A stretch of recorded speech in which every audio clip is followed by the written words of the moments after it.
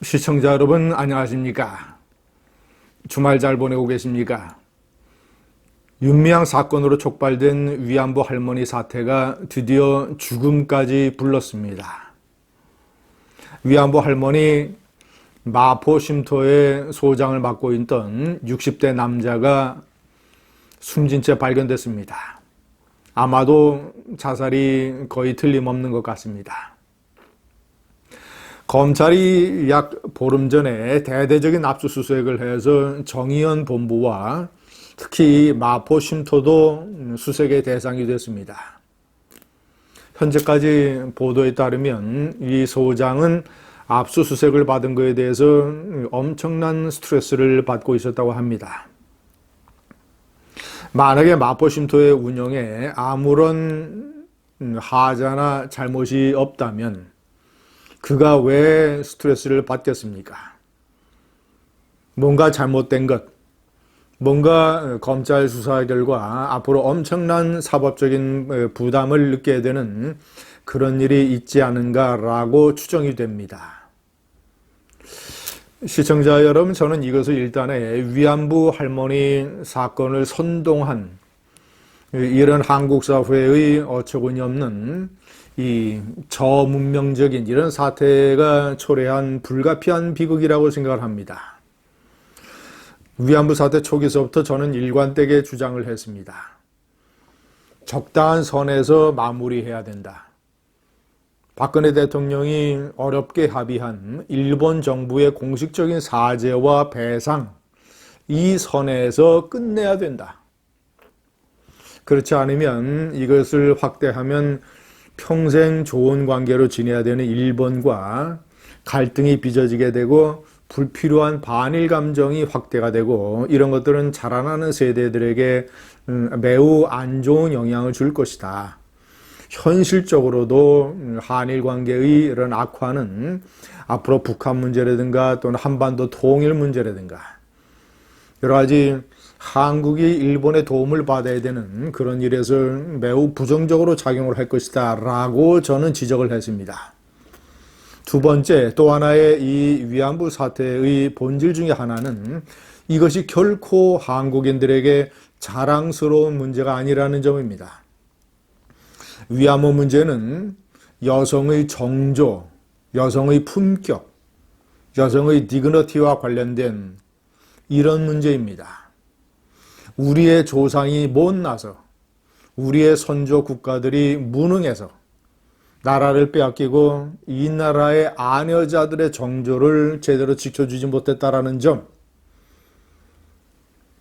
위안부 운동 활동가들이 주장하는 것처럼 강제성이 크게 개입이 됐었다더라면 더더구나 이것은 우리의 선조들이 무능을 해서 우리들의 딸들의 정조를 제대로 지켜주지 못했다라는 점, 이것이 여성의 정조와 품격과 관련된 일일진데 이것을 자꾸 부풀리고 세계의 관광지마다 평화의 소녀상이라는 것을 만들고 전국에는 100여 곳에 현재 소녀상이 있고 매주 수요 집회를 하고 특히나 일본의 외교 공관 앞에 이 비엔나 협약을 어겨가면서 이런 일을 하는 것이 과연 국익에 무엇이 도움이 되겠는가?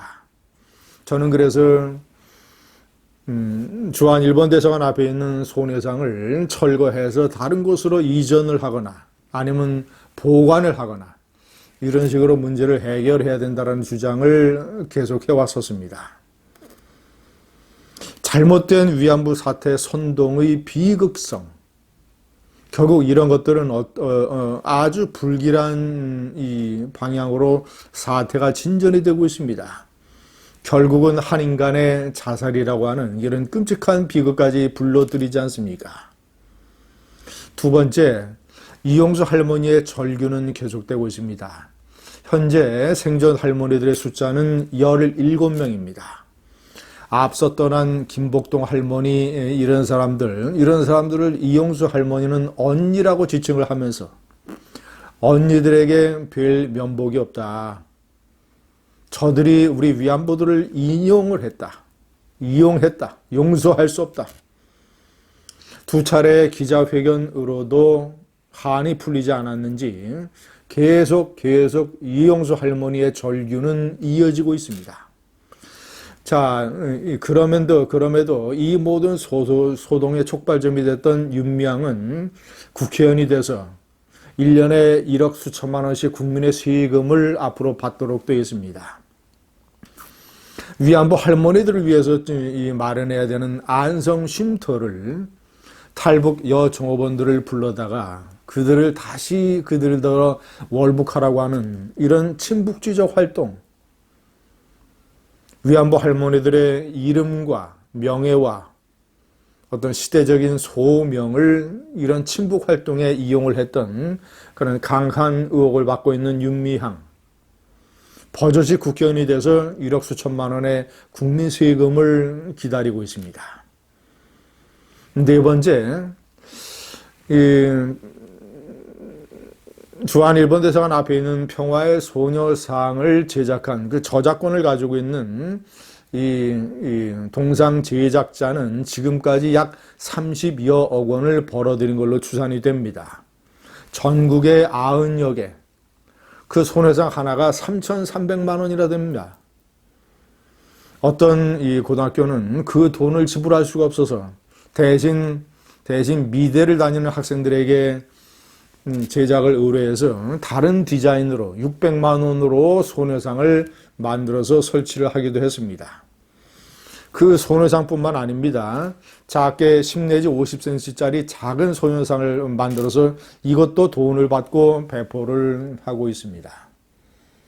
이 모든 것을 다 합쳐서 수익이 지금까지 최소 30여억 원 발생한 것으로 추산이 되고 있습니다.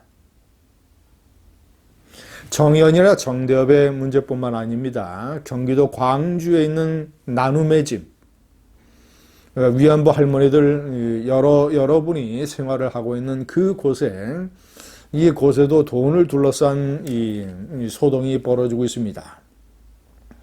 매년 수십억 원씩의 후원을 받습니다. 그래서 지금까지 적립된 후원금이 70여억 원이나 됩니다. 그런데 이 70여억 원 중에서 위안부 할머니들을 위해서 지급되는 것은 극히 일부에 불과하고, 지금까지 보도된 바에 따르면 이 관련 조계종 관련 이 기구에서 이 적립금을 가지고 호텔식 요양원을 만들어서, 그러니까 일반인들을 상대로 하는 것이죠. 호텔식 요양원을 만들어서 운영을 해서 수익을 내는 사업을 하겠다라는 계획이 보도가 되기도 했습니다.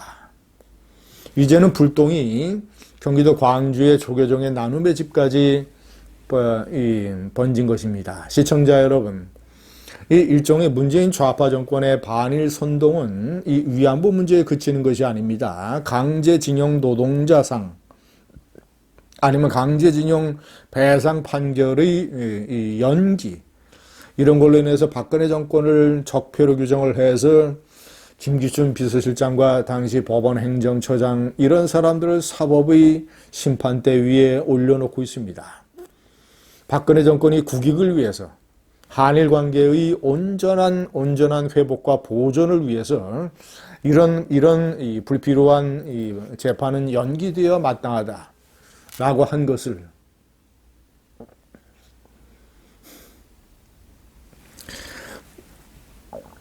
시청자 여러분, 강제징용 노동자 상을 또 부산에 있는 일본 영사관 앞에 세우려고 했던 부산의 시민단체들, 이 민노총을 포함한 있던 이 좌파 시민단체 세력들, 이런 것에 오거돈 시장이 처음에는 맞서다가 나중에는 결국 굴복하고 말았습니다. 그래서 이것을 일종의 그것을 결정하는 시민위원회, 이런 데에 맡겨버린 것이죠. 그런데 그렇게 굴복의 자세를 취한 오거돈 이 부산시장, 제가 여러 번 비판을 했었습니다만은 느닷없이 성추행 사건으로 지금 사법의 심판대에 올려 있습니다. 이것도 전혀 관계없는 우발적인 일일까요? 저는 이것도 다 강제징용 문제 또는 위안부 문제, 이런 것이 다 연결된 일종의 불길한 사태 진전 아닌가, 이런 식으로 생각이 됩니다. 잘못된 선동, 국가와 역사의 발전을 위해서 과감하게 끊고 가야 되는, 본질적으로 우리 한국 국민들에게 창피하고 부끄러운 일, 이것을 그저 정치적인 이익을 위해서 문재인 좌파 정권과 좌파 세력 시민단체들이 선동의 벼랑 끝으로 질주를 해간 결과 이제 비극적인 죽음까지 발생하고 있습니다. 감사합니다.